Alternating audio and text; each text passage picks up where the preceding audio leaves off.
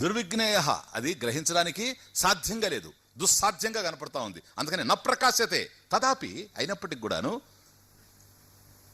ఉపాయన సువిజ్ఞేయ ఇది, దాన్ని చక్కగా తెలుసుకోవడానికి ఉపాయం ఉంది. అలా ఉపాయం తెలిసినటువంటి వాళ్ళు తత్వదర్శిభిః పండితైః ఇది, అటువంటి పండితుల చేత చక్కగా వివేక జ్ఞానం కలిగినటువంటి వాళ్ళ చేత చూడబడుతూ ఉంది. ఏషః పురుషః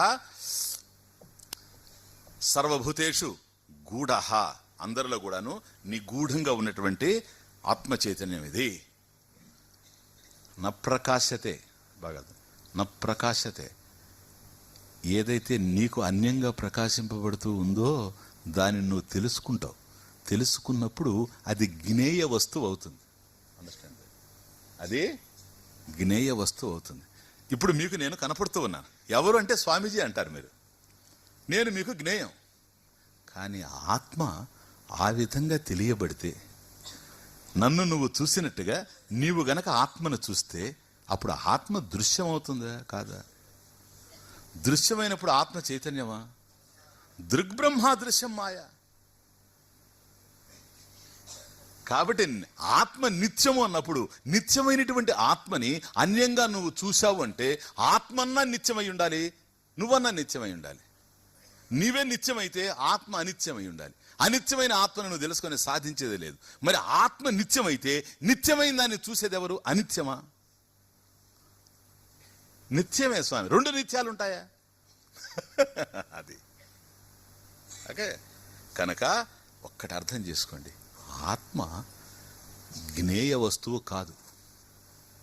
ఊరికే అలా చెప్పడం అర్థం కావడానికి తెలుసుకోవాలి కనుక నాయన జ్ఞేయ, అది జ్ఞేయ వస్తువు అని చెప్పడం. ఆత్మ జ్ఞేయ వస్తువు కాదు అంటే నువ్వు వేరుగా ఉండి తెలుసుకునేది లేదు, అలా తెలియబడేది కాదు. ఎందుకని? ఆత్మ జ్ఞేయ వస్తువు కాదు, ఆత్మ జ్ఞాత. The point. ఆత్మ ఎవరు? జ్ఞాత. నువ్వెవరు? జ్ఞాత. ఆత్మ ఎవరు?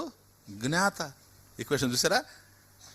కనుక నువ్వు జ్ఞాత, ఆత్మ జ్ఞాత, ఇద్దరు జ్ఞాతలు ఎక్కడున్నారు? నువ్వే ఆత్మ. అయం ఆత్మ. అయం అయిపోయింది మొదట, ఆత్మ అవుతూ ఉంది ఇప్పుడు, తర్వాత బ్రహ్మ. ఈ ఆత్మ ఎట్లా? బ్రహ్మ. ఇది చూడండి ఎంత క్లియర్గా ఉంది. అండర్స్టాండ్?